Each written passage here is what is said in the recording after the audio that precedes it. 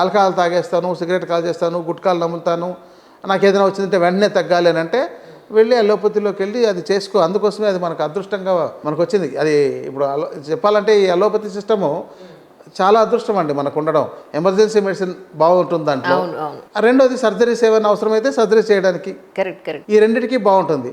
కానీ ఆయుర్వేదంలోకి వచ్చేసరికి అన్ని జనరల్ ఇష్యూస్ అన్నింటికీ పనికొస్తుంది యాక్చువల్గా. అది అవునండి, జనరల్గా వచ్చే అన్ని రకాల ఆరోగ్య సమస్యలకి కూడా పనికొస్తుంది. దాన్ని పక్కన పెట్టేసి డైరెక్ట్గా మనం పీక్ వెళ్ళిపోవడం వల్ల వచ్చే సమస్యలు ఇవన్నీ యాక్చువల్లీ. అవును. ఇప్పుడు ఇలాంటి వేసి క్రానిక్ అయిపోతుంది. ఇప్పుడు చూడండి, ఇప్పుడు మీరు ఇందాక డయాబెటీస్ అడిగారు. దీనికి ఆల్రెడీ ఒక 2 ఏళ్ళు 3 ఏళ్ళు రకరకాలుగా వాడేశారు. తర్వాత వాళ్ళకు diabetic retinopathy, neuropathy, nephropathy problems అంటే కిడ్నీలో ప్రాబ్లం అవడం, కాళ్ళలో వాపులు వచ్చేయడం, కాళ్ళలో మంటలు, తిమ్మిర్లు, గ్యాంగ్రెను ఇలాంటివి వచ్చేయడం, కంటి చూపు దెబ్బతినేయడం, ఇవి జరిగిందా అనుకోండి, ఇక అప్పుడు వాటిలో ఏమీ లేవు. ఆధునిక వైద్యంలో అయినా సరే ఏమీ లేదనమాట. మళ్ళీ మీరు వెళ్తే ఆయుర్వేదంకు వెళ్తే కొంతవరకు ప్రొటెక్ట్ చేయొచ్చు.